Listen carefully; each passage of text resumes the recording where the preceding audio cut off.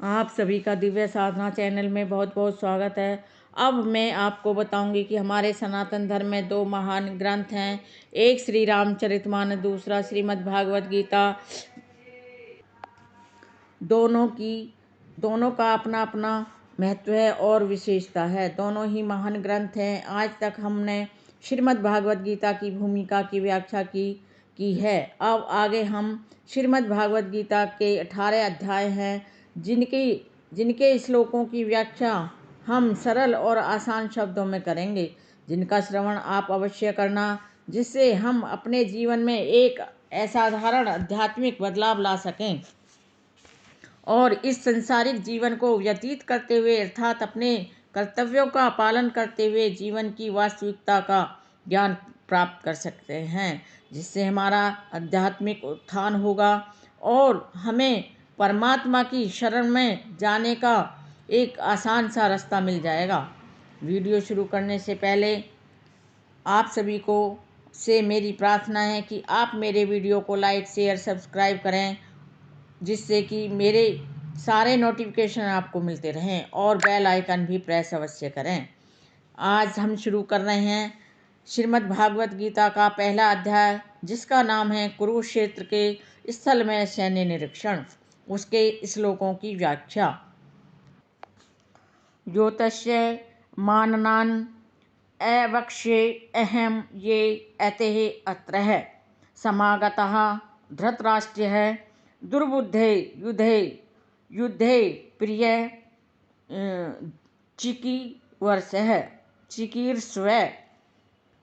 इसका अर्थ है, मुझे उन लोगों को देखने दीजिए जो यहाँ पर धृतराष्ट्र के दुर्बुद्धि पुत्र अर्थात दुर्योधन को प्रसन्न करने की इच्छा से यहाँ पर युद्ध करने के लिए आए हुए हैं।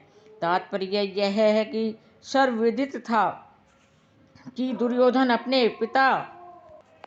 अपने पिता धृतराष्ट्र की साठगांठ से ही पापपूर्ण योजनाएं बनाकर पांडवों के राज्य को हड़पना चाहता था। अतः जिन समस्त लोगों ने दुर्योधन का पक्ष ग्रहण किया था अर्थात उसके पक्ष में युद्ध करने का निर्णय लिया था, वे उसी के समान धर्मा रहे होंगे। अर्जुन युद्ध प्रारंभ होने के पूर्व यह तो जान ही लेना चाहता था कि कौन कौन से लोग आए हुए हैं, किंतु उनके समक्ष समझौता का प्रस्ताव रखने की उसकी कोई योजना नहीं थी। यह भी तथ्य था कि वह उनकी शक्ति का, जिसका उसे सामना करना था, अनुमान लगाने की दृष्टि से भी उन्हें देखना चाह रहा था। यद्यपि उसे अपनी विजय का विश्वास था, क्योंकि भगवान श्री कृष्ण उसकी बगल में ही विराजमान थे अर्थात उसके सारथी थे। यहाँ संजय कहते हैं, एवं उक्त हृषिकेश गुंडाकेशेन भारतः सैन्यः उभयो मध्ये स्थापतिया रथ उत्तमम्। एवं मुक्तो हृषिकेशो गुंडाकेशेन भारतः सैनयोरुभयो मध्ये स्थापत्या रथोत्तम। यहाँ कहने का तात्पर्य यह है कि संजय ने धृतराष्ट्र से कहा, हे भारतवंशी, अर्जुन द्वारा इस प्रकार संबोधित किए जाने पर भगवान श्री कृष्ण ने दोनों दलों के बीच में उसके उत्तम रथ को लाकर खड़ा कर दिया। कहने का तात्पर्य यह है कि इस श्लोक में अर्जुन को गुंडाकेश कहा गया है। गुंडा का अर्थ है नींद, और जो नींद को जीत लेता है वह गुंडाकेश कहलाता है। नींद का अर्थ है अज्ञान भी है। नींद का अर्थ हम यहाँ अज्ञान से भी ले सकते हैं। अतः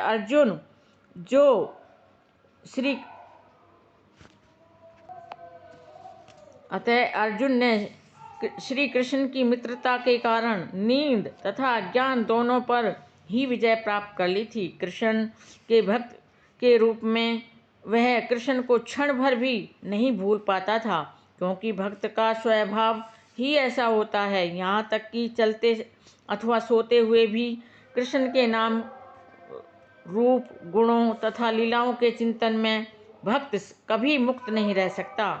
अतः कृष्ण का भक्त उनको निरंतर चिंतन करते हुए नींद तथा ज्ञान दोनों को जीत सकता है।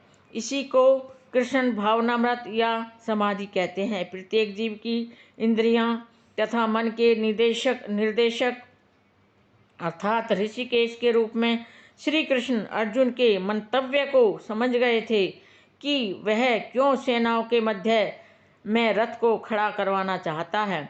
अतः उन्होंने वैसा ही किया और फिर वे इस प्रकार बोले।